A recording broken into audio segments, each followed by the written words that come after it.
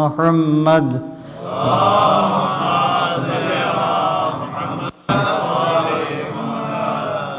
وعلى أهل بيته الطيبين الطاهرين الغر الميامين المعصومين الذين أذهب الله عنهم الرجس وطهرهم تطهيرا.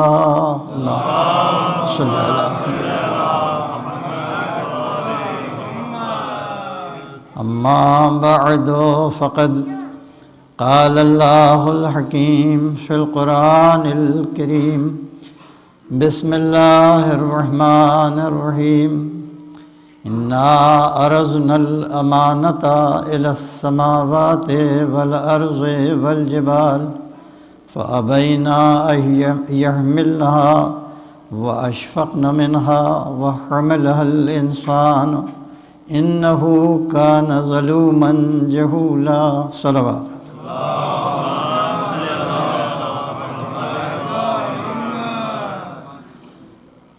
ارشاد ہو رہا ہے ہم نے امانت کو آسمان و زمین اور پہاڑوں کے سامنے پیش کیا. وَأَبَيْنَا أَن يَحْمِلْنَهَا انہوں نے صاف انکار کر دیا أَن يَحْمِلْنَهَا کہ وہ اس کو اٹھائیں گے یا اس کو اٹھا سکتے ہیں، اور لرز گئے وَأَشْفَقْنَ مِنْهَا وَحَمَلَهَا الْإِنسَانُ انسان نے اسے اس امانت کو اٹھا لیا. إِنَّهُ كَانَ ظَلُومًا جَهُولًا انسان اپنے حق میں ظالم بھی ہے اور جاہل بھی ہے. تو اپنی مجلسوں کا جو خلاصہ ہے وہ یہ ہے کہ قرآن مجید نے اپنی آیات سے یہ بات واضح کر دی کہ یہ امانت کیا ہے، اور بالآخر یہ امانت سوائے اس کے کچھ نہیں کہ جو چیز نہ آسمانوں کو دی گئی نہ انہوں نے اس کو قبول کیا اور اس کو اٹھانے سے ڈر گئے اور لرز گئے. پہاڑ بھی ڈر گئے اور لرز گئے، انہوں نے بھی انکار کر دیا ہم نہیں اٹھا سکتے، زمین نے بھی کہہ دیا. تو وہ امانت اصل میں انسانوں کی صلاحیت ہے کہ چاہے اپنے کو بلند کرے جہاں تک بلند کر سکتا ہے اور چاہے پستی میں چلا جائے. پروردگار عالم نے نہ جبراً اس کو ترقی کے اوپر مجبور کیا نہ جبراً پستی کی طرف اس کو مجبور کیا. اس نے صاف اپنے دین کے بارے میں ارشاد میں لا اکراہ فی الدین، دین میں کسی قسم کا کوئی اکراہ، کوئی تشدد اور کوئی جبر نہیں ہے. اس لیے نہیں ہے قد تبین الرشد من الغی، اس لیے کہ ہدایت کو ہم نے بالکل واضح کر دیا ہے ضلالت اور گمراہی سے. تو اب جو ہدایت کا ضرورت مند ہوگا وہ بہرحال اپنی رضا اور رغبت سے خود چلا جائے گا، اس پر جبر کرنے کی کوئی ضرورت نہیں. اب یہ امانت جو انسان کے پاس ہے، جس کو عرف عام میں قوت ارادی کہا جاتا ہے، صاحب اختیار ہونا کہا جاتا ہے، صاحب ارادہ ہونا کہا جاتا ہے، فاعل مختار ہونا کہا جاتا ہے، ایک ایسی مخلوق جس کے پاس اس کی فری ول ہے. تو یہ امانت جو ہے ظاہر ہے کہ اتنا دنیا کا ہر انسان جانتا ہے کہ جب کوئی چیز بطور امانت دی جاتی ہے تو اس امانت کو بغیر اس میں کسی قسم کی تبدیلی کیے ہوئے اگر وہ صاحب مال کے حوالے ویسے ہی کر دیا جائے تو اسی کا نام امانت ہوتا ہے. لہذا جن انسانوں میں علم کے اعتبار سے کوئی کمی نہیں تھی، جن کے یہاں عدل کے اعتبار سے کوئی کمی نہیں تھی، نہ ظلم کا کوئی شائبہ تھا نہ جہل کا کوئی شائبہ تھا، انہوں نے یہی کیا کہ اپنی اس فری ول کو کل کی کل مشیت الہی کے سپرد کر دیا، اور اس شان سے سپرد کر دیا کہ ادھر سے سنت آ گئی تم تو کچھ چاہتے ہی نہیں سوائے اس کے کہ جو خدا چاہے. ایک صلوات بھی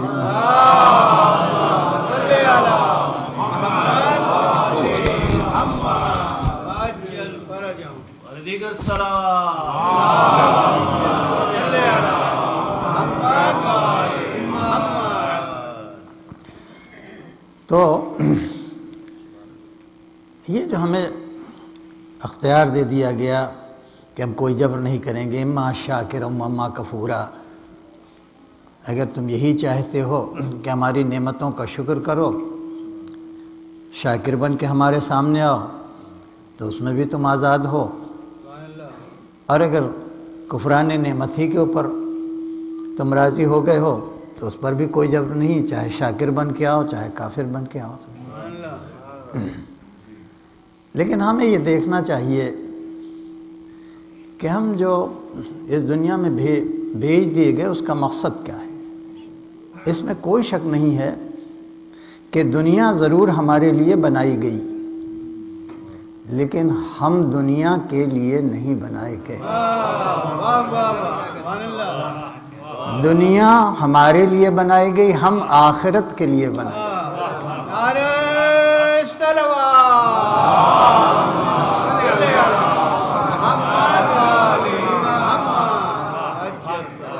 یہ موٹی موٹی باتیں جو آسانی سے دماغ میں ذہن نشین ہو جائیں کہ ہم آخرت کے لیے بنائے گئے، دنیا کے لیے نہیں بنائے گئے، بھیجے ضرور گئے ہیں مگر اس کے لیے نہیں بھیجے گئے ہیں۔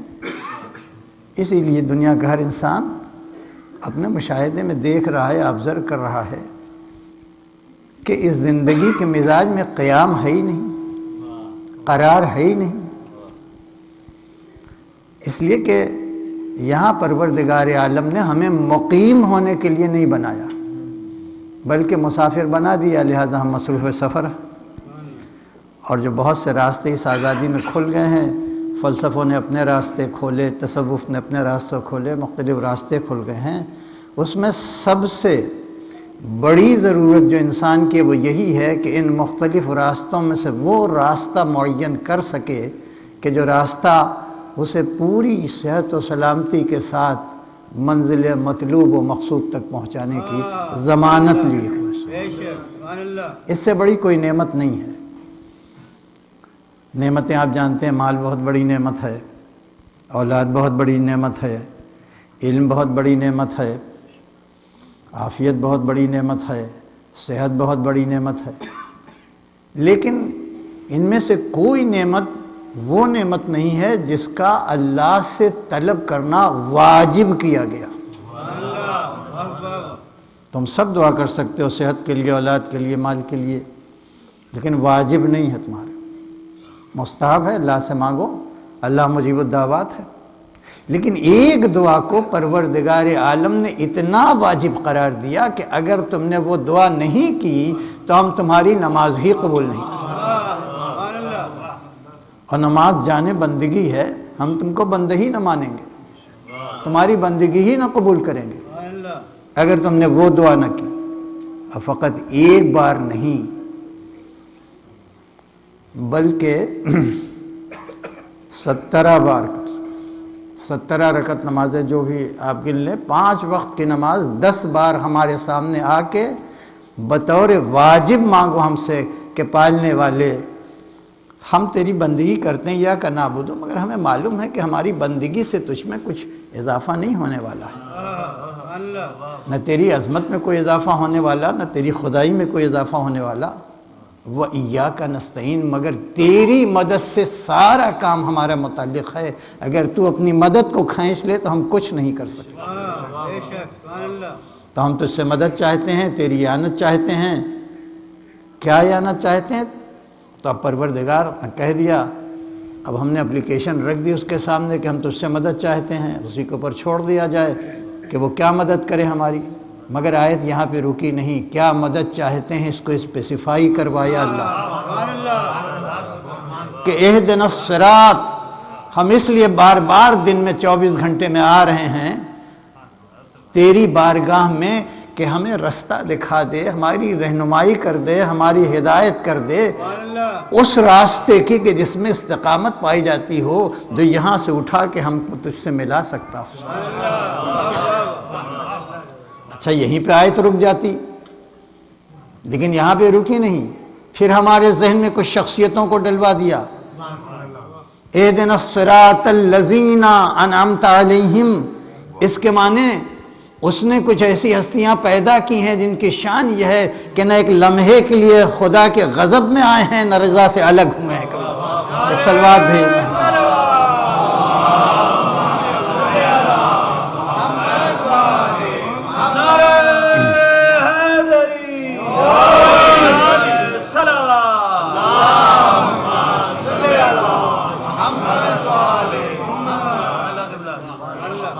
وَلَضَّالِّينَ، اور اس راستے سے ایک لمحے یا اسپلٹ آف مومنٹ اور سیکنڈ کے لیے بھی کبھی الگ نہیں ہوئے. تو اب کیا ہو گیا؟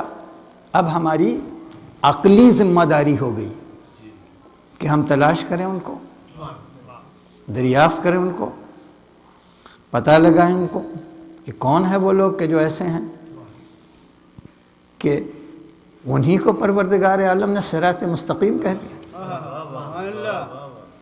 اب یہ ہمارا عقلی فریضہ ہے. اگر ہم اپنے پر ظلم نہیں کرنا چاہتے، اگر ہم جہالت سے نکل کے علم کی روشنی میں آنا چاہتے ہیں تو دریافت. اب ہمیں جستجو ہوئی کہ صراط مستقیم دریافت کرنے کا فارمولا کیا ہے، چونکہ قرآن کتاب ہدایت ہے، لہذا جب اس میں تلاش کیا گیا تو فارمولا مل گیا، اور بہت ہی جامع فارمولا مل گیا. مختصر سی آیت ہے سورہ آل عمران کی، اور قطعیت کے ساتھ اعلان کر رہے کہ جس نے یہ شرط پوری کر دی یقیناً حتماً اسے صراط مستقیم مل گئی. ارشاد ہوتا ہے کہ من یعتصم باللہ فقد ہدی الی صراط مستقیم. ترجمہ، اس دنیا میں جس کسی نے بھی، جو بھی ہو، مغرب کا ہو، مشرق کا ہو، دیہات کا ہو، شہر کا ہو، ماضی کا ہو، حال کا ہو، مستقبل کا ہو، بالکل جو من کی لفظ، من یعتصم باللہ، جس نے اعتصام باللہ کیا. اب اعتصام باللہ یہ کیا ہے؟ لیکن یہ لکھ دیا گیا جس نے اعتصام باللہ کیا فقد ہدی الی صراط مستقیم، تو صراط مستقیم کی طرف اس کی ہدایت ہو گئی. یہ فقط کا لفظ کانوں میں پڑا ہوگا جہاں پہ قطعیت ہوتی ہے، کیٹیگوریکلی جس بات کو اسرٹ کیا جاتا ہے وہاں پہ لفظ قد، تو فقد، فا بھی آیا، قد فوراً، فا کے معنی بغیر دیر کیے ہوئے، خدیا پیسے وائے سے اس کی ہدایت ہو گئی الی صراط مستقیم، صراط مستقیم کی طرف. تو ہمیں اسے سمجھنا پڑے گا کہ اعتصام باللہ کے معنی کیا ہے. آپ قرآن مجید اٹھا کے دیکھیے تو شیعہ مفسرین نے بھی اور اہل سنت کے مفسرین نے بھی اس کا جو ترجمہ کیا ہے وہ یہی ہے کہ جس نے اللہ کو مضبوطی سے پکڑ لیا، سمجھ لو اس کی ہدایت صراط مستقیم کی طرف ہو گئی. لیکن سوال یہ ہوتا ہے کہ اللہ کو کوئی آبجیکٹ تو ہے نہیں، ایسا تو نہیں ہے کہ کہیں ملے اور ہم پکڑ لیں اس کو. لیکن اعتصام پر غور نہیں کیا گیا. ترجمہ غلط نہیں ہے، لیکن جب ایک ٹیکنیکل ٹرمینالوجی کسی آیت میں آ جاتی ہے تو وہ اس کی تشریح کی محتاج ہو جاتی ہے. اعتصام باللہ، یہ اعتصام کیا ہے؟ جو لوگ اردو سے واقف ہو جانتے ہیں کہ جیسے نظامت سے انتظام بنا ہے، جیسے ہمت سے اہتمام بنا ہے، جیسے حشمت سے احتشام بنا ہے، ویسے عصمت سے اعتصام بنا ہے. تو قرآن یہ کہنا چاہ رہا ہے جس نے اپنے اور اللہ کے درمیان معصوم سلسلہ دریافت کر لیا،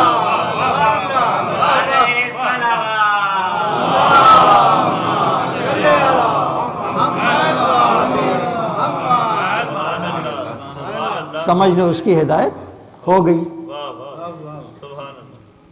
اب لوگوں نے کہا کہ پڑھے لکھے لوگوں نے کہا، ظاہر ہے کہ پڑھے لکھوں کا مجمع بھی ہے، اور ہم بات ہی ایسی کرتے ہیں کہ جو معقولات کی روشنی میں حل ہو۔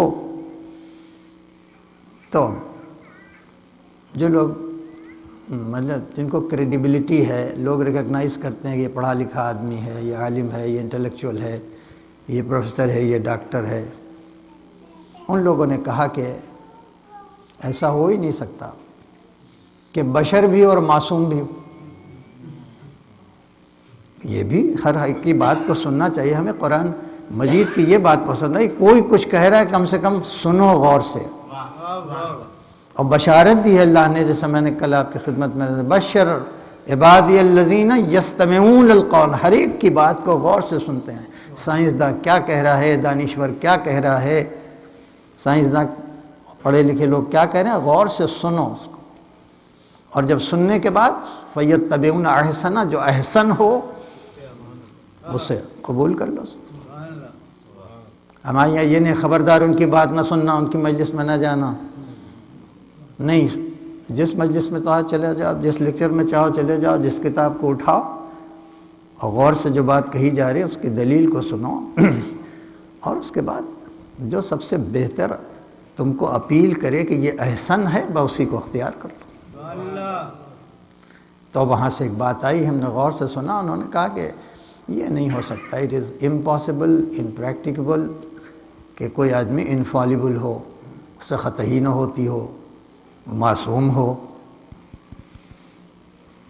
تو ہے ظاہر ہے کہ ہمارے تجربے میں کوئی معصوم انسان ہے نہیں، ہم نے بڑے بڑے لوگوں کو خطا کرتے دیکھی، علماء سے خطا ہوئی، مومنین سے خطا ہوئی، انبیاء سے ترک اولا، وہ تو خیر اولا تھا جو ترک تھا، لیکن اب ظاہر ہے انبیاء سے بھی ترک اولا ہوتا ہے، تو کامن ہیومینٹی میں، عام بشریت میں کون ایسا ہوگا کہ جو معصوم ہوگا؟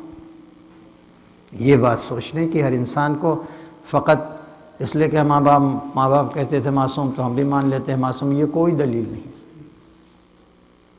تو ادھر سے خبر آئی، پڑھے لکھے لوگوں نے کہا کہ یہ بات جو ہے وہ صحیح نہیں ہے کہ بشر بھی ہو اور معصوم بھی ہو، بشر ہے تو معصوم نہیں ہو سکتا، اور معصوم ہے تو بشر نہیں ہو سکتا۔ ہاں اینجلس وغیرہ ہوں گے، فرشتے ہوں گے، ان کو خاص طور سے بنایا گیا، لیکن جس کے پاس اپنی فری ول ہے، جس کے پاس اپنا سیلف ہے، جس کے پاس اپنا ایگو ہے، اس میں بڑی لائبلٹی اس بات کی پائی جاتی ہے کہ یہ ایگو جو ہے وہ انسان کو خطا کی طرف مائل کر دے۔ کون ایسا بشر ہے کہ جس کے پاس سیلف نہ ہو؟ سیلف ہے تو بہرحال کوئی نہ کوئی شاخ ایگو کی بھی پھوٹی ہوگی، تو کوئی نہ کوئی خطا اس سے ہو گئی ہوگی۔ اس لیے کہ جہاں یہ ایگو آتا ہے وہاں انسان جو ہوتا ہے اس کے اندر آٹوکریسی پیدا ہو جاتی ہے۔ جیسے ڈیموکریسی ایک لفظ ہے، اسے ہٹا کر ہم جو جی چاہیں کریں گے، کوئی کچھ کہا کرے، تو جہاں انسان آٹوکریٹک ہو گیا نا، وہیں ایگوئسٹک ہو گیا، اور وہیں سب سے بڑا باغی بھی ہو گیا، سرکش بھی ہو گیا۔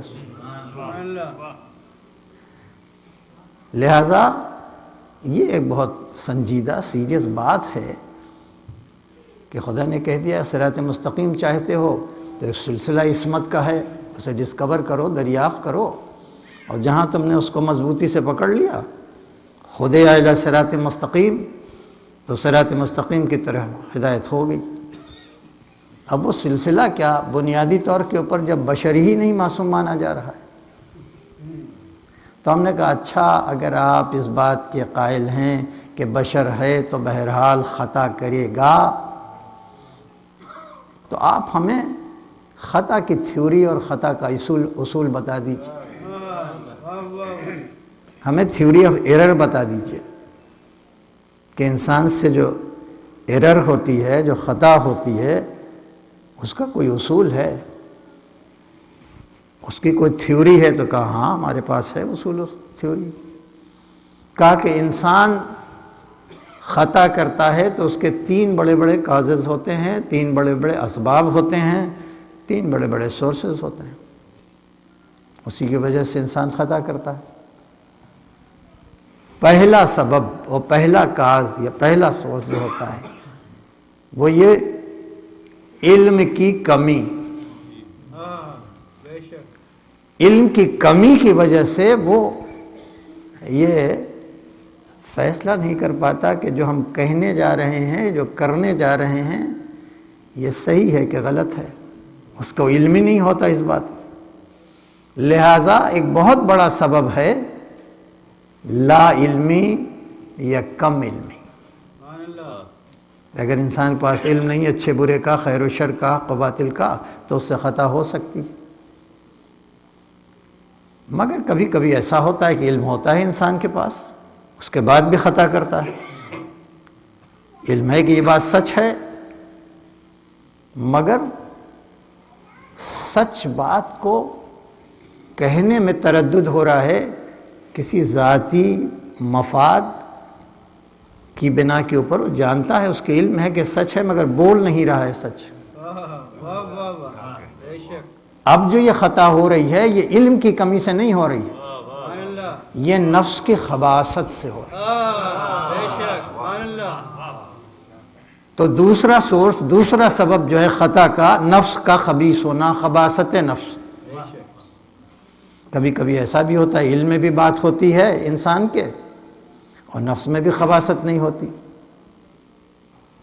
لیکن پھر بھی خطا کرتا ہے. اب یہ خطا کر رہا ہے تو کیوں خطا کر رہا ہے؟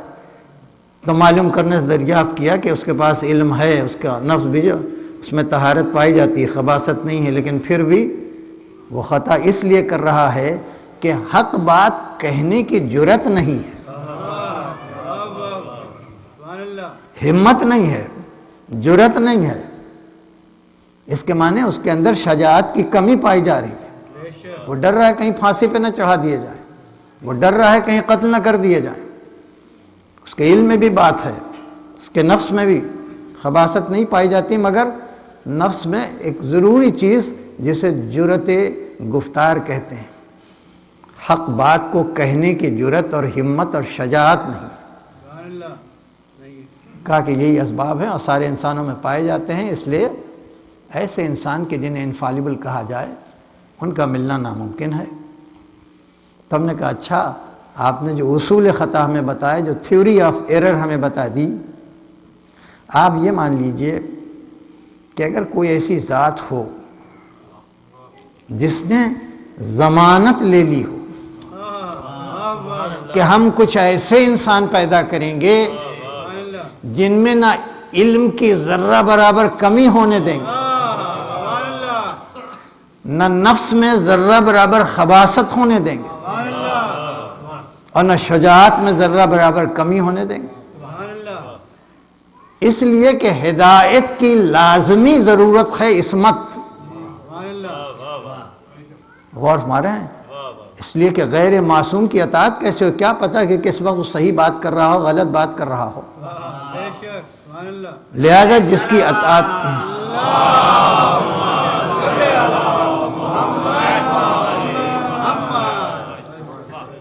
ہادی ایسا ہونا چاہیے کہ جو کسی وقت بھی کسی زمانے میں، اور جسے کہنا چاہیے کہ وہ ہر وقت جو بات کہے اس بات کے بے خطا ہونے کی قہری ضمانت پائی جاتی ہو. یہ ضرورت ہے ہدایت کی، گائیڈنس کی ضرورت یہ ہے کہ جو گائیڈ وہ ہو کبھی خطا نہ کرتا ہو، نہ صبح کو، نہ شام کو، نہ نیند میں، نہ بیداری میں، نہ مسافرت میں، نہ وطن میں، کہیں کسی حالت میں اس سے خطا نہ ہوتی ہو. یہ ہدایت کی ضرورت ہے. اب یہاں ایک بات آ کے پھنس گئی، مگر معصوم ہوتے ہی نہیں انسان، تو اب ظاہر ہے یہ اللہ کی ذمہ داری. تو اللہ نے کہا جو ہمارا ہادی ہوگا وہ نہیں ہوگا کہ جو پیدا ہوئے اور پھر اس کے بعد علم حاصل کرے. جو ہمارا ہادی ہوگا وہ ہوگا جو عالم بن کے پیدا ہوتا ہو، پیدا ہو کے عالم نہ ہوتا. اسی لیے ہم نے لوگوں کو تجربہ کرا دیا، ایک بڑی جسے کہتے ہیں بڑی فضیلت مآب قوم، جس کے خون میں انبیاء کے اثرات دوڑ رہے تھے، اللہ نے عالمین پر اس قوم کو فضیلت دی تھی۔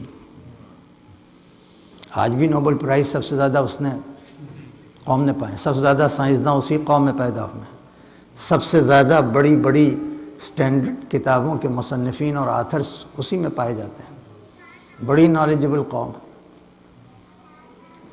اس لیے کہ کثرت سے انبیاء ان کے آباء اجداد میں پیدا ہوئے، لہٰذا وہ اپنے برابر کسی کو سمجھتے نہیں، کنورٹ نہیں کرتے کہ ہمارا خون پلیوٹڈ ہو جائے گا، اور اپنے کو اللہ کا چہیتا سمجھتے ہیں۔ آپ سمجھ گئے ہوں گے وہ کون سی قوم ہے؟ تو اس قوم نے جب دیکھا کہ ایک بچہ ایسا پیدا ہوا جس کا کوئی باپ نہیں، اب ظاہر ہے کہ الزام دینے لگے۔ اب جب الزام دینے لگے تو کون گواہی دے؟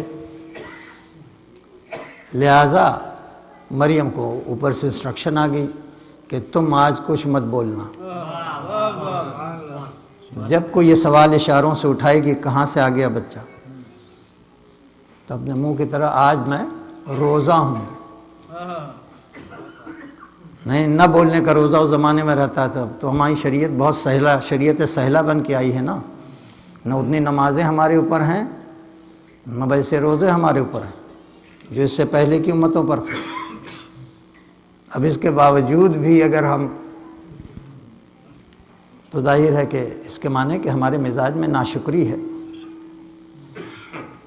بہرحال جب وہ قوم آئی تو کہا کہ تم مت بولنا، اشارہ کرنا کہ آج ہم چپ رہنے کا روزہ رکھے ہوئے ہیں، اور اشارہ کرو اس بچے کی طرح، اس سے پوچھو، اس سے پوچھو۔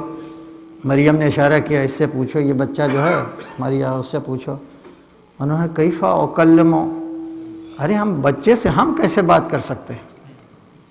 من فی المہد صبیہ، جو مہد میں، جو کریڈل میں، جو گہوارے میں ابھی بچہ ہو، ہم اس سے کیسے بات کریں؟ یعنی قوم نے اپنی عاجزی کا اقرار کر لیا۔ جیسے ہی قوم سے عاجزی کا اقرار لے لیا، ویسے وہ بچہ بولا انی عبداللہ آتانی الکتاب وجعلنی نبیا۔ پوری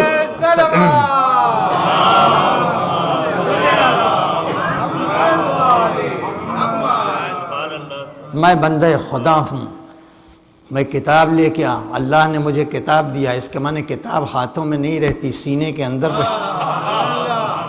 وجعلنی نبیا، اللہ نے نبی بنا کے بھیجا ہے، میں نبی پیدا ہوا ہوں۔ تو لوگ چلے گئے، مطمئن ہو کے چلے گئے کہ اگر خدا نخواستہ ماں خطا کار ہوتی تو بچے میں یہ معجزہ ظاہر نہ ہوتا۔ یہ 3 دن کی عمر میں اس کا کلام اس کی نبوت پر بھی دلیل ہے اور مریم کی عصمت پر بھی دلیل ہے۔ ایک صلوات بھیج دو۔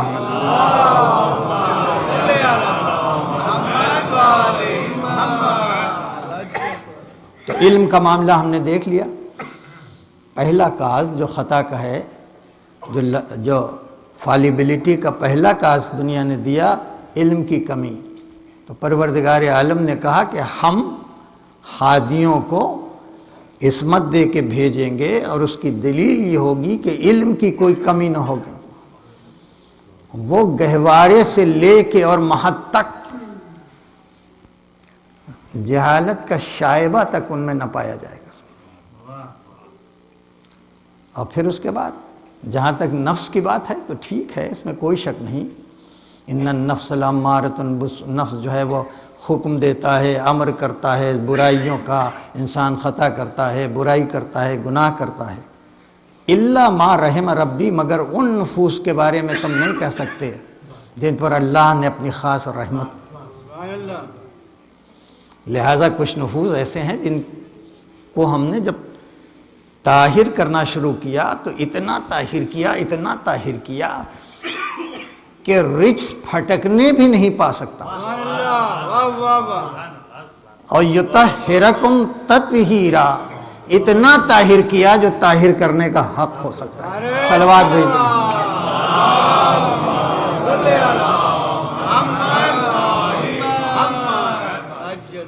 تو ان کی طرف سے علم کی ضمانت ہم نے لی، ان کی طرف سے نفس کی طہارت کی ضمانت ہم نے لی، اب رہ گیا شجاعت کی بات، ہمت کی بات، جرأت گفتار کی بات۔ تو ان کی شجاعت کی گواہی ہم نے دی کہ میدان لشکر سے بھرا ہوا ہے، تیر برس رہے ہیں، نیزے چل رہے ہیں، مگر اس کے باوجود ان کے پیروں میں ایسا ثبات ہے۔ قرآن مجید کی آیت ہے کہ یجاہدون فی سبیل اللہ، اس شان سے جہاد کرتے ہیں کانہم بنیان مرصوص، جیسے سیسا پلائی ہوئی دیوار ہے کہ جو درمیان میں کھڑی ہوئی ہو۔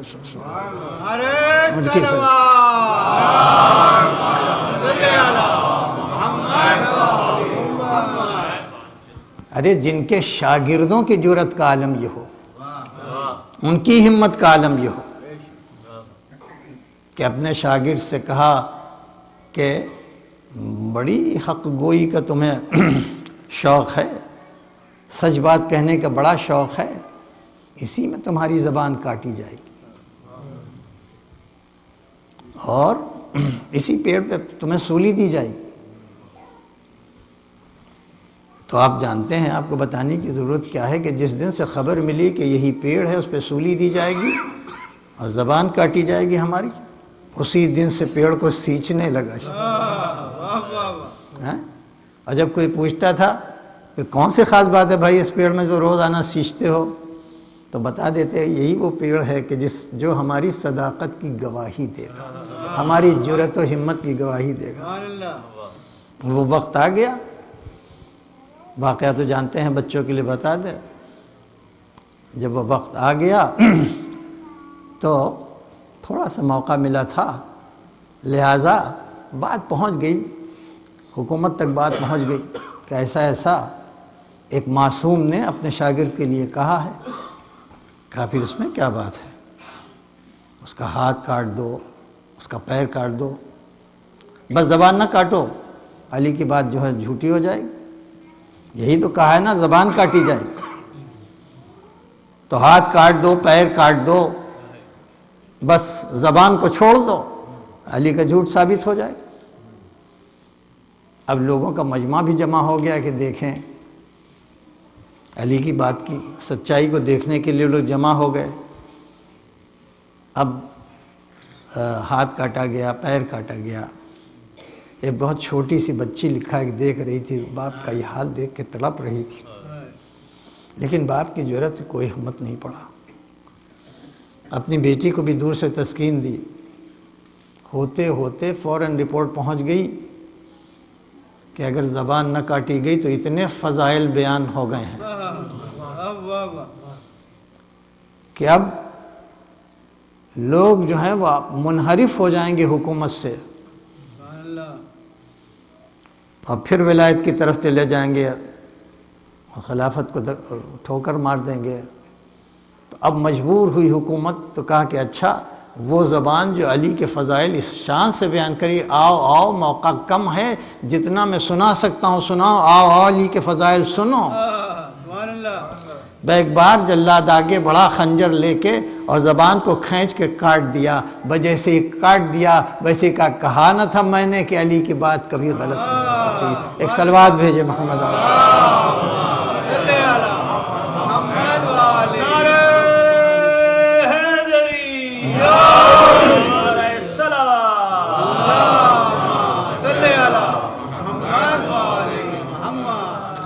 لہذا پروردگار عالم نے جن کو ہادی بنا کے بھیجا، اسی کی ذمہ داری ہے کہ ان کو معصوم بھی بنا کے بھیجا۔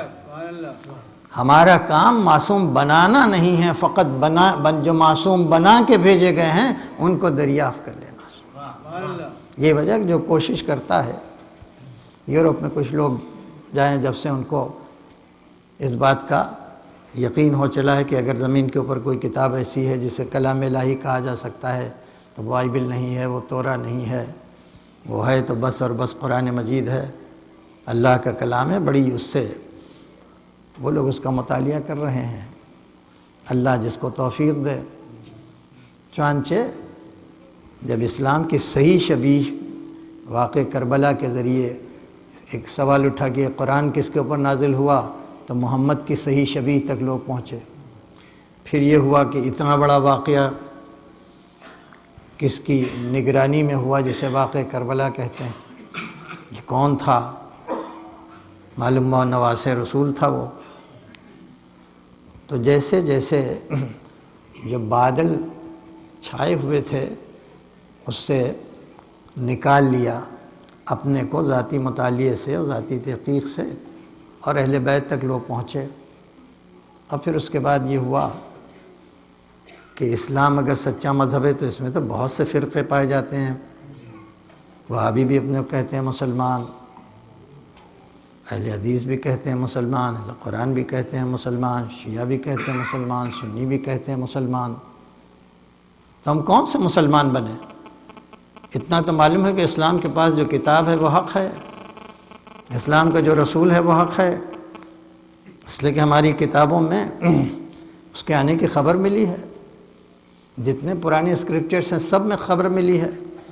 گوتم بدھ نے ان کی خبر دی آنے کی، رگ وید میں اس کے اشارے پائے جاتے ہیں، اپنشد میں اس کے اشارے پائے جاتے ہیں، نام کہیں مہامد لکھا ہوا ہے، کہیں مرستھل لکھا ہوا ہے، کہیں اونٹ پر سواری کرے گا، اس کے آثار بتا دیے گئے۔ تو آنے والا جب آ گیا اور لوگوں نے اسے اتنا پہچان لیا جیسے باپ اپنے بیٹوں کو پہچانتا، تو اب ہم نے اسلام کو قبول کر لیا، مگر کس مذہب میں جائیں، کس فرقے میں جائیں؟ اب یہ سوال یہ اٹھا، تو ایک سوال اور اٹھا کہ یہ پتہ لگاؤ کہ حسین کس فرقے میں تھے، اہل بیت کس فرقے میں تھے، علی کس فرقے میں تھے؟ تو جواب ملا کہ وہ فرقہ جو اپنے کو شیعہ کہتا ہے، تو ہو گئے شیعہ۔ اب جب شیعہ ہو گئے تو تانے ملنے لگے ان کو، اگر تمہیں کرسچینٹی چھوڑنی ہی تھی، عیسائیت چھوڑ کے اسلام میں جانا ہی تھا، تو کم سے کم اس فرقے میں چلے جاتے جو میجارٹی میں ہے۔ میجارٹی بھی تو ایک دلیل ہوتی ہے نا، تو وہاں چلے جاتے جہاں اکثریت پائی جاتی تھی۔ کہاں بات تو ٹھیک کہہ رہے ہو، مگر تم ہمیں دو بات کا جواب دے دو، ہم پھر پلٹ کے چلے جائیں۔ کہا کون سی دو بات؟ کہ ایک بات یہ ہے کہ یا تو یہ ثابت کر دو کہ علی سے کسی نے کسی وقت کوئی اس کائنات کے بارے میں کوئی سا بھی سوال کیا ہو اور علی نے کہا تھوڑا سا ٹائم دے دو، تم یہ ثابت کر دو، ہم بدل دیں گے۔ یا یہ ثابت کر دو کہ اس دنیا میں علی کا کوئی استاد تھا۔ اگر تم نہیں ثابت کر سکتے تو اس کے معنی یہ ہیں کہ تمہارے پاس ویسا رہبر نہیں ہے جیسا شیعوں کے پاس۔ صلوات بھیج دیں محمد علی۔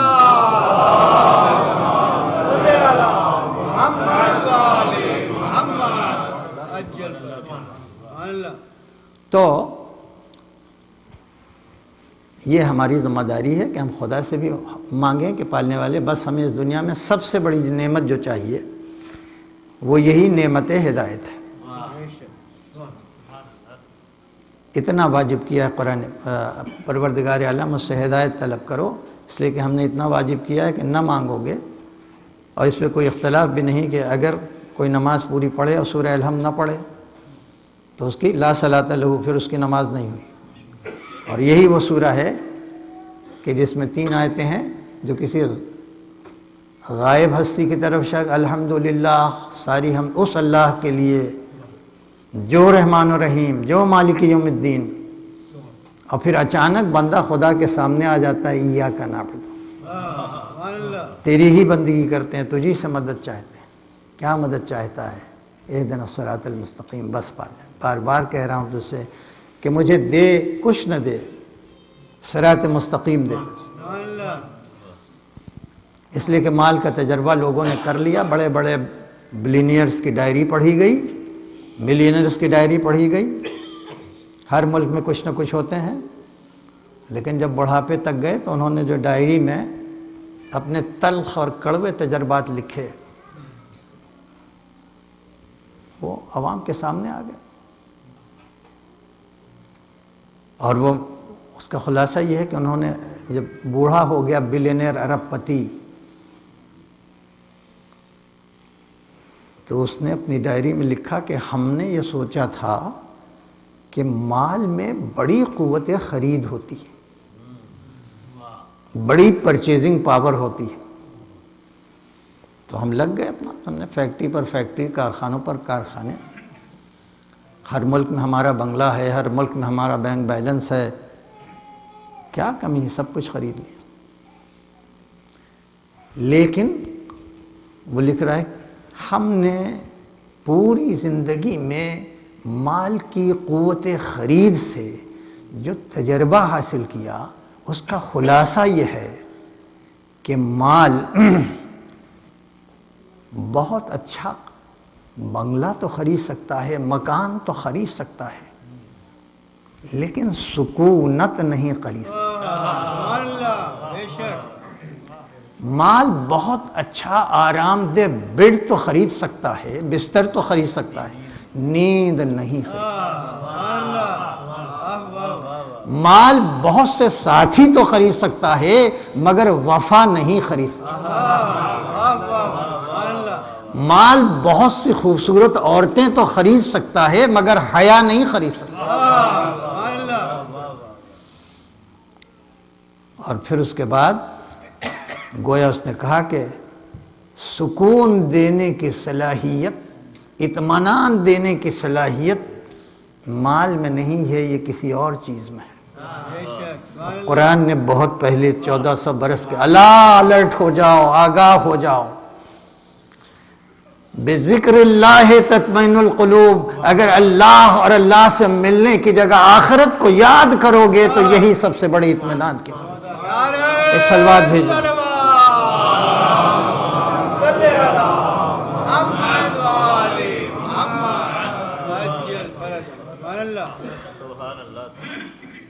اسی لیے ایک شخصیت ایسی ہو گئی اسلام میں کہ جس پر ساری نعمتیں تمام، اگر ہدایت ایک نعمت ہے تو وہ ہادی، اگر صراط مستقیم نعمت ہے تو وہ صراط مستقیم، اگر حق ہے نعمت تو وہ حق ہے، اگر علم ایک نعمت ہے تو وہ باب مدینۃ العلم ہے، اگر وزڈم اور حکمت کوئی بہت بڑی نعمت ہے تو وہ دار حکمت کا دروازہ ہے۔ یعنی پروردگار عالم نے حق، ٹروتھ، ریئلٹی جو ایبسٹریکٹ نام ہے، کانکریٹ نہیں ہے، ٹروتھ کوئی کانکریٹ چیز نہیں ہے کہ آپ اسے پن پوائنٹ کر دیں۔ ہر آدمی کے ذہن میں کوئی نہ کوئی تصور ہے حق کا، سچ کا، ٹروتھ کا۔ تو یہ اللہ کی بہت بڑی نعمت ہے کہ ایک بہت بڑا تصور جو حق کا ہے اس کو تصور سے آگے بڑھا کے تصویر بنا کے ہمارے حوالے ہمارے پاس حق کا تصور نہیں، اس سے ہم بے نیاز ہو چکے، اس لیے بے نیاز ہو گئے ہیں کہ ہمارے پاس حق کی تصویر ہے، سراپا ہے تصویر۔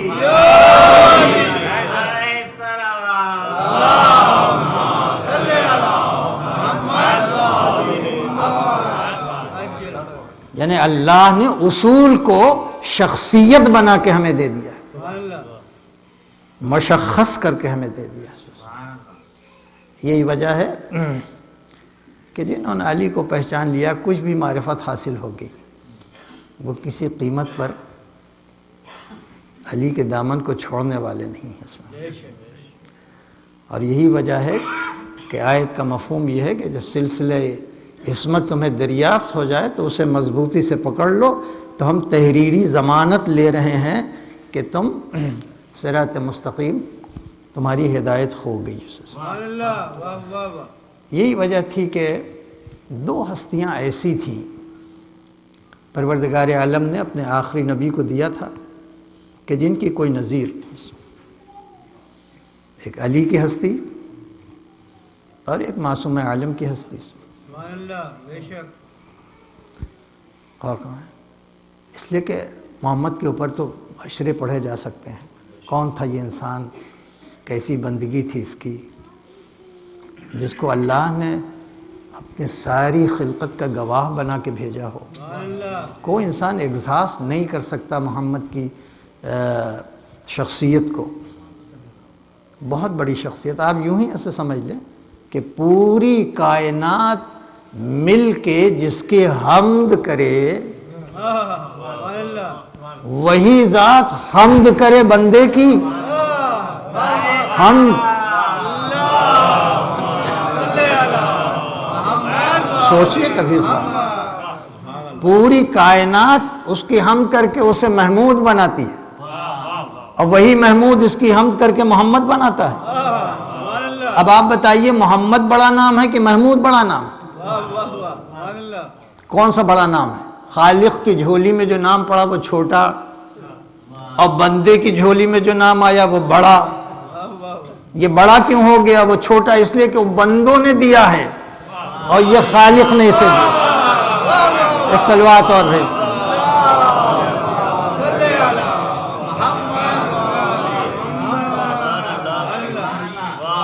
تو ایک ایسا بندہ بھی ہے اس کا نام اسی کی حمد کر رہا ہے وہ.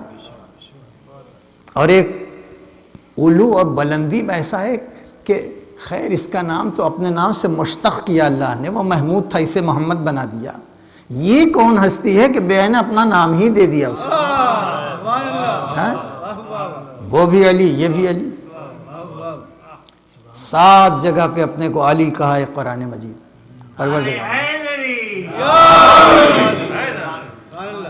کہیں پہ علی عظیم کہا. وَهُوَ الْعَلِيُّ الْعَظِيمُ. وہ علی عظیم ہے, وہ بہت عظیم علی ہے. وَهُوَ الْعَلِيُّ الْكَبِيرُ. وہ بڑا علی ہے. وَهُوَ الْعَلِيُّ الْحَكِيمُ. وہ حکیم علی ہے. علی علی علی اس کے معنی علی کوئی ایسی بڑی صداقت اور بڑی حقیقت کا نام ہے کہ اگر اسے پہچان گئے تو خدا کی معرفت میں کوئی. ایک صلوات بھیج دیں.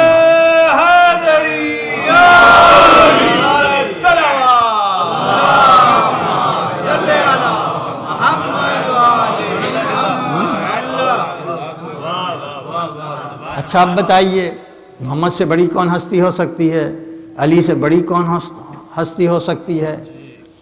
اس محسن نے جس کا نام حسن رکھا ہو اس سے بڑی ہستی اس قدیم الاحسان نے جس کا نام حسین رکھا ہو. لیکن اتنی بڑی بڑی ہستیاں مگر کسی میں یہ صلاحیت نہیں ہے کہ وہ مرکز پر رکھ دی جائیں. یہ بھی سوچنے کی بات ہے. محمد جیسی ہستی, علی جیسی ہستی, حسنین جیسی ہستی سب دائرے ہی پہ رہ گئیں. نہ محمد آ سکے مرکز پر, نہ علی آ سکے مرکز پر, نہ حسنین آ سکے مرکز پر. تو اب جو ہستی مرکز پر مرکز تعارف بن جائے ان بڑی ہستیوں, کون ہے کہ جو اس کی عظمت کا اندازہ کر سکے؟ اب کوئی تعجب نہیں ہوتا کہ وہ آ جائے تو رسول خود تعظیم کے لیے.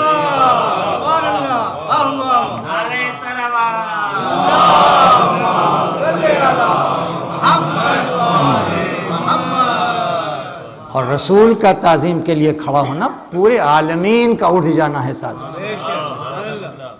اسی لیے بس عزیزوں میں نے وقت لیا آپ کا, تو آپ اپنے دل میں بہرحال ان کی عظمتوں کا احساس رکھیں. لیکن جیسا لحاظ امام حسین نے ان ہستیوں کا رکھا کہ جو گھر میں لڑکا پیدا ہوا اس کا نام علی,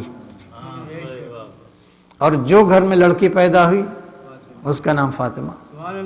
اب چھوٹا بڑا ہونے کا کوئی اکبر ہے, کوئی اصغر ہے, کوئی اوسط ہے, لڑکیوں میں کوئی صغرا ہے, کوئی کبرا ہے, لیکن نام سب کا فاطمہ, اور لڑکوں میں سب کا نام علی. اب سب سے زیادہ سن میں جو چھوٹا علی ہے, جس کے آگے لگئی ہے اصغر سب سے چھوٹا, مگر وہ اپنی قیمت میں بڑا وزنی ہے. تو اس شان سے امام حسین کسی کو اس شان سے لائے نہیں جس شان سے علی اصغر کو لائے. جبکہ علی اصغر 6 مہینے کے کربلا میں جا کے ہوئے تھے, مدینے میں تو 1 ہی مہینے کے تھے. آپ ذرا 1 مہینے کے بچے کا تصور کریں پھر اس کے بعد دیکھیں اس کی معرفت کیسی ہے کہ لکھا یہ ہے کہ ماں رباب تھیں، لیکن جتنا مانوس یہ بچہ اپنی اس بہن سے تھا کہ جو شبیہ ہے فاطمہ زہرا، اتنا اپنی ماں سے مانوس نہیں تھا۔ اب اس کم سنی میں یہ معرفت،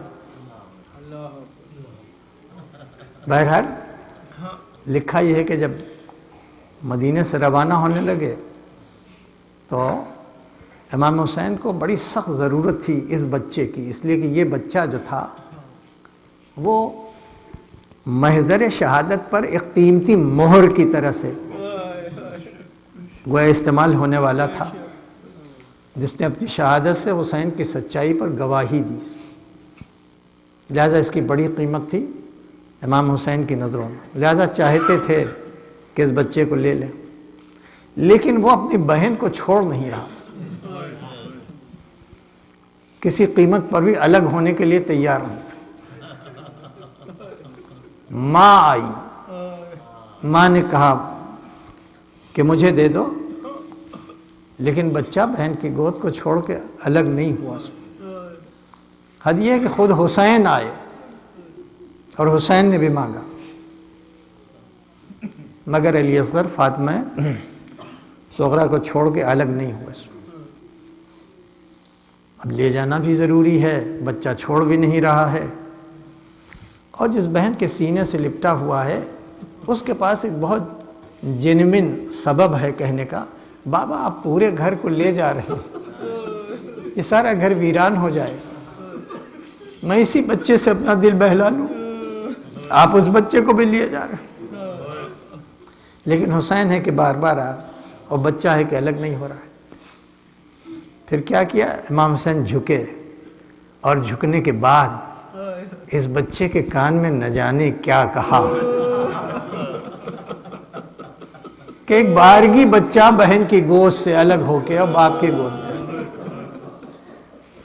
تو ایک بار بہن نے تڑپ کے پوچھا، بابا میں آپ سے لوں گی نہیں واپس علی اصغر کو، بس اتنا بتا دیجئے کہ کہا کیا آپ نے؟ کہ بیٹا میں نے کہا علی اصغر کیا آپ نے نانا کی امت کو بخشوانے کے لیے نہ چاہا، اس لیے کہ میں اس کا واسطہ دے کے امت کی بخشش کے دعا کروں گا تو خدا اسے رد نہیں کرے گا، لہذا بچہ آ گیا امام حسین کی گود میں، اور بس عزیزو 6 مہینے کا وہاں پہ جا کے ہوا جب حسین والد کربلا ہو گئے، اور امام حسین نے اس کو محفوظ رکھا تھا، قربانیاں پیش ہوتی رہیں، اس لیے کہ ایسا واقعہ پوری ہسٹری میں، پوری تاریخ میں کہیں نہیں ملتا جو اتنا آرکسٹریٹڈ ہو، اتنا آرگنائزڈ ہو کہ اس کی بگننگ بھی ایسی، اس کا اینڈ بھی ایسا، اس کا مڈل بھی ایسا، کہ جسے امام حسین نے اذان سے شروع کیا ہو اور ایک سجدے پہ جا کے ختم، اور درمیان میں ایسی جماعت قائم کر دی ہو کہ جب برستے ہوئے تیروں کے درمیان حیرت کر رہی ہے دنیا، جیسے جیسے کربلا اپنے حقائق کو ظاہر کرتی جا رہی ہے، دنیا حیرت کر بھی رہی ہے اور کھنچ بھی رہی ہے۔ بہرحال لکھا یہ ہے کہ آواز اذان بلند ہوئی، ایک ہلچل سی مچی اس اذان سے، یہ رسول اللہ کی آواز کہاں سے آ رہی ہے؟ 9 صحابی ہیں، بہت وہ سب پہچانتے تھے نبی کی آواز کو، بہت سینئر ہو گئے تھے، بہت ضعیف ہو گئے تھے، لیکن اس اذان نے لوگوں کے ضمیر کو جھنجھوڑا۔ اسی وجہ سے ادھر سے 16 آدمی ادھر آئے جو ہیں، ان کے نام دیے ہیں، 3 بڑے بڑے نام دیے ہیں، عیسائیت کی طرف سے وہاب آ گیا، یزیدیت کی طرف سے خور آ گیا، عثمانیت کی طرف سے زہیر آ گئے، لیکن اور بہت سے لوگ آئے، تو ان کے آنے میں اس اذان کو بہت دخل تھا۔ جو لوگ رسول کی اذان کو آواز کو پہچانتے تھے، خیمے میں جو ماں تھی اس کے کانوں میں جب یہ اذان پڑی اور اذان یہاں تک پہنچی اشہد ان محمد رسول اللہ، ویسی سجدے میں چلی گئی ام لیلہ ام لیلہ دشمن ترین خاندان کی خاتون کا نام، بنی امیہ، جیسے ابو سفیان کی ایک بیٹی ہے ام حبیبہ کہ جو حبشہ سے ہجرت کے بعد جب آئی اور آنے کے بعد باپ خیریت کے لیے آیا اور رسول کے بستر پر بیٹھنا چاہ رہا تھا، ویسی بیٹی نے کہا یہ رسول کا بستر ہے، اس پر کوئی کافر نہیں بیٹھ سکتا۔ تو سخت اندھیرے سے انتہائی اجالے کے اندر دو عورتیں آئیں، اس میں ایک ام لیلہ تھی کہ جو علی اکبر کی والدہ تھی، اور اللہ نے ان کو وہ دیا کہ جو معصوم عالم کو بھی نہیں دیا، فقط اس لیے کہ اتنی دشمن ترین قبیلے کو ٹھوکر مار کے اہل بیت کی چوکھٹ پہ سر جھکا دیا۔ جذبہ تسلیم کی قدر کی اللہ نے۔ فاطمہ زہرا کو شبیہ رسول دیا، مگر دو حصوں میں تقسیم کر کے دیا، آدھی حسن میں آدھی حسین میں۔ نہ جانے کیا عظمت تھی اللہ کی نگاہ میں کہ مکمل اگر شبیہ کسی کو دی تو وہ ام لیلہ کو دیتا۔ تو جیسے ہی اس کے علی اکبر نے اذان میں اشہد ان محمد رسول اللہ کہا، ویسے ماں سجدے میں چلی گئی، ام لیلہ سجدے میں چلی گئی، کہنے پالنے والے میرا بیٹا لے لے مگر نام محمد زندہ رہے۔ اجرکم اللہ۔ اذان کے بعد سے محضر شہادت۔ لہذا حسین نے پہلے اسی بیٹے سے کہا بیٹا سب سے بڑا حق امت کا میرے اوپر ہے، لہذا میں تجھے بھیج رہا ہوں، تقبل یا بنیا، جیسے کہا علی اکبر جاؤ سب سے پہلے تم جاؤ، ویسے ہی اصحاب قدموں پہ گر پڑے، یہ نہیں ہو سکتا، ہم دیکھتے رہے اور شبیہ پیغمبر مٹ جائے۔ تو امام حسین نے کہا کہ اچھا اگر پہل میں تم چلے گئے تو زخم میں ہم آگے بڑھ جائیں گے، اتنے زخم تم کو نہ لگیں گے جتنے علی اکبر کو لگیں گے، قاسم کو لگیں گے اور نہ محمد کو۔ سبقت تمہارے حصے میں چلی گئی اور زخم ہمارے حصے میں آ جائے۔ اور پھر اس کے بعد ایک بار اصحاب جب ختم ہو گئے تو اعزا کی باری آئی، جب اعزا ختم ہو گئے تو جگر کے ٹکڑوں کی باری آئی، جب جگر کے ٹکڑے بھی ختم ہو گئے اور حسین یکو تنہا بچے، تو ایک بار آواز بلند کی جو ابھی تک کانوں میں آ رہی ہے، حل من ناصر ینصرنا، ہے کوئی جو اب بھی میری مدد کرے۔ بھئی اس آواز کا بلند ہونا تھا کہ خیمے سے شور و ماتم کی آواز بلند ہوئی۔ حسین دوڑ کے گئے اور جانے کے بعد پوچھا ہم نے تم سے وصیت کی تھی کہ صبر سے کام لینا، مگر یہ شور، یہ نوحہ و ماتم۔ کہا کہ ہم نے تو صبر کر لیا تھا، مگر آپ کی آواز پر علی اصغر نے اپنے کو گہوارے سے ایسے گرا دیا ہے کہ ہم ضبط نہ کر سکے۔ ایک بار علی اصغر کو اپنے ہاتھوں سے اٹھایا، اٹھانے کے بعد ایک بار رباب کے ہاتھوں میں دیا اور رباب نے آستینوں کو الٹ کے نیا کرتا پہنا کے مجاہد بنا کے ایک بار امام حسین کے آغوش میں دے دیا۔ امام حسین نے ابا کا اس کے اوپر سایہ کیا، خیمے سے نکلے، دھیرے دھیرے چلنے لگے، ایک بلندی تک پہنچے۔ لوگ یہ گمان کر رہے تھے اب حسین تنگ آگے ہوں گے زخموں سے چور ہو کے، اب سلو چاہتے ہیں کہ حسین یہ دامن کے نیچے قرآن لائے ہیں تاکہ اس پر سلو کر لی جائے۔ جیسے ہی دامن الٹا دیکھا چاند جیسا بچہ ہے۔ بھئی یہ دیکھنا تھا کہ ایک بار صاحب اولاد نے اپنی کوکھ پکڑ لی اور پھر اس کے بعد حسین نے کہا کہ اس بچی کا ماں کا دودھ بالکل سوکھ گیا ہے، خشک ہو گیا ہے اور اس کے لبوں پر جان آ گئی ہے۔ اس بچے کا کوئی قصور نہیں ہے، اگر قصور ہے تو ہمارا ہے، تو اس بچے کو ہو سکے تو پانی پلا دو۔ لیکن کوئی جب پانی لے کے نہیں آیا تو حسین نے اسے جلتی زمین پہ لٹا دیا۔ وہ زمین کتنی جل رہی تھی اس کا اندازہ نہ آپ کر سکتے نہ ہم کر سکتے ہیں، نہ جانے کتنی دیر وہ بچہ جلتی زمین کی تپش پہ پڑا رہا۔ ایک بار حسین نے پھر اسے اٹھایا، کہا کہ اب حجت خدا کی بات کا کسی کو اعتبار نہیں ہے، اپنی پیاس کا ذکر اپنے ہاتھوں اپنی زبان سے کرو۔ ایک بہت سوکھی سی ننھی سی زبان سوکھے ہونٹوں پہ چلنے لگی اور پورے لشکر میں تلاتم مچ گیا۔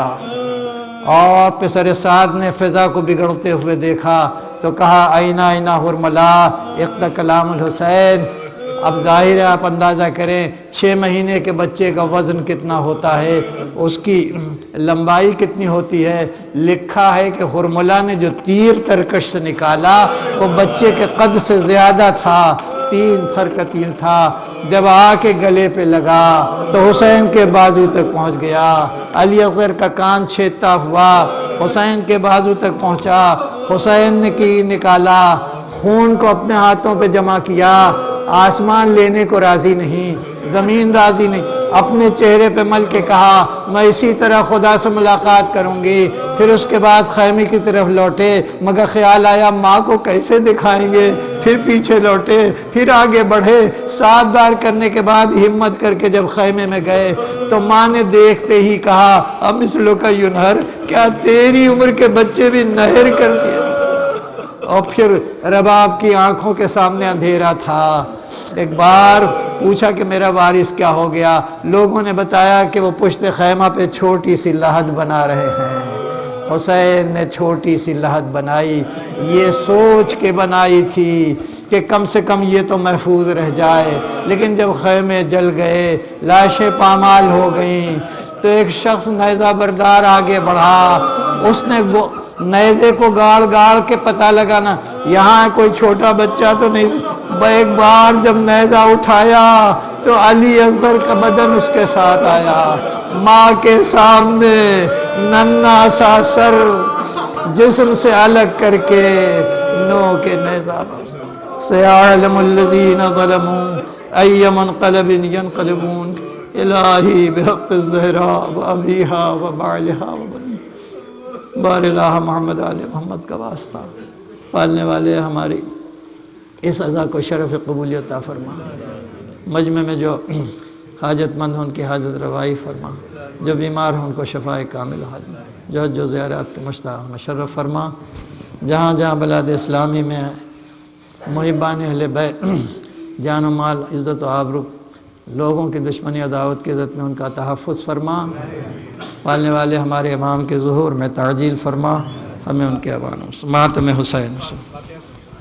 ہاں آپ حضرات سے گزارش ہے سورہ حمد اور سورہ اخلاص کی تلاوت فرما کے اس کی تلاوت کا سائن مرحومین اور مرحومات کو ایصال فرما دیں۔ بشارت حسین اور کشوری فاطمہ، اختر حسین، کنیس فاطمہ اور امیر حسن۔ اللہم صلی علی محمد اللہم صلی علی اللہم صلی علی۔ بسم اللہ الرحمن الرحیم، الحمدللہ رب العالمین الرحمن الرحیم مالک یوم الدین، ایاک نعبد و ایاک نستعین، صراط المستقیم صراط الذین انعمت غیر المغضوب علیہم ولا الضالین۔ بسم اللہ، قل هو اللہ احد اللہ الصمد، قل هو اللہ احد اللہ الصمد، قل هو اللہ احد اللہ الصمد، اللہم صلی علی محمد۔ ربنا تقبل منا ماتم حسین حسین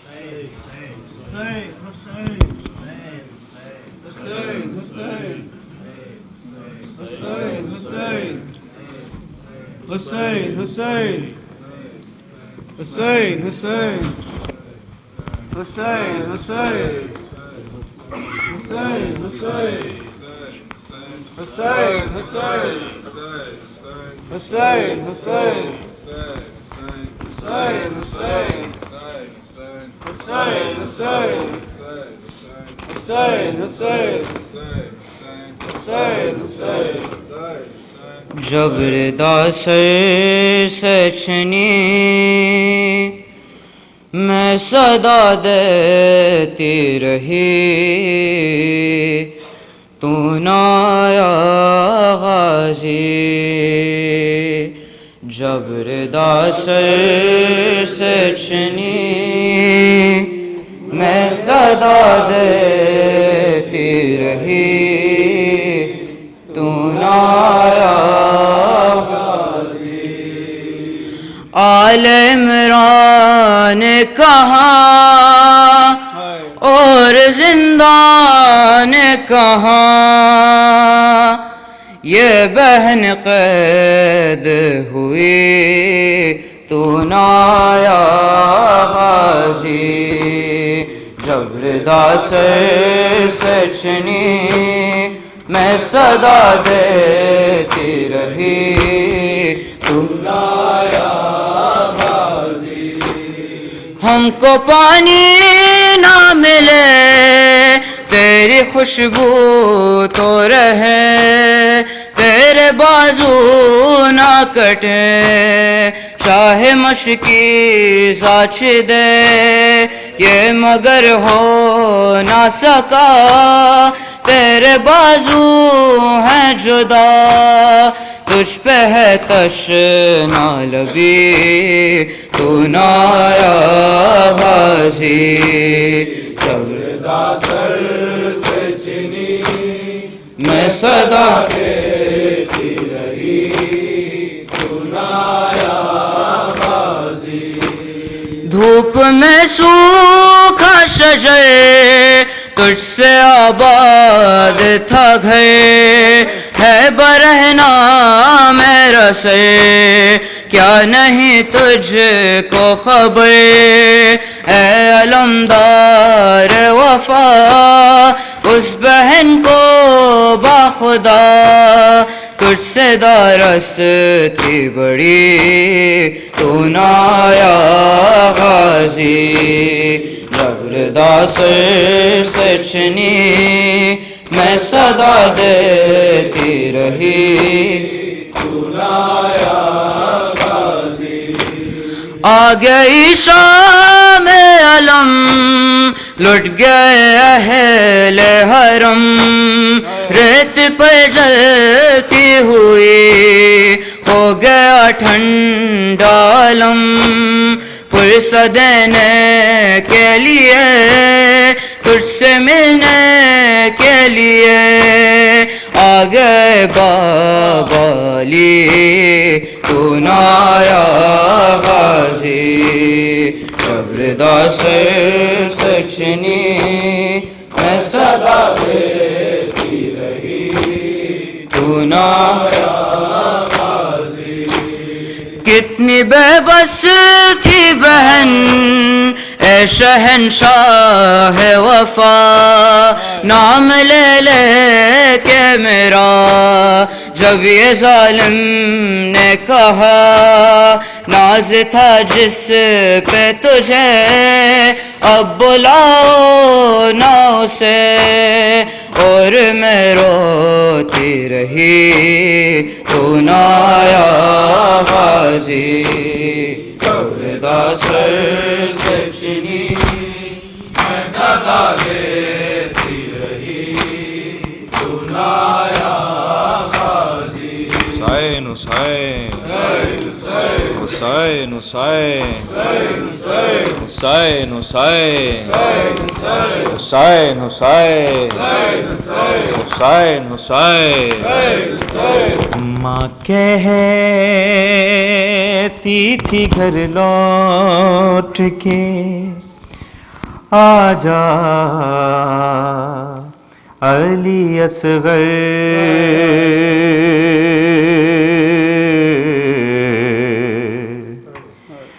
ماں کہتی تھی گھر لوٹ کے آ جا علی اصغر، آ جا میرے سینے میں سما جا علی اصغر، ماں کہتی تھی گھر لوٹ کے آ جا علی اصغر، ماں کہتی تھی گھر لوٹ کے آ جا علی اصغر، ماں کہتی تھی گھر آ جا، سنتی ہوں بچھونا تیرا ریتی پہ کہیں ہے، کیا بھول گئے بیٹا بیٹا تیری ماں تو یہی ہے، تو راہ مجھے اپنی دکھا جا علی اصغر، ماں کہتی تھی گھر لوٹ کے آ جا علی اصغر، ماں کہتی تھی گھر لوٹ کے آ جا علی اصغر۔ اب شام ڈھلی پھیل گیا بن میں اندھیرا، تو آئے تو آنکھوں میں میری آئے سویرا، سوئے گا کہاں ماں کو بتا جا علی اصغر، ماں کہتی تھی لوٹ کے آ جا، ماں کہتی تھی گھر لوٹ کے آ جا علی اصغر۔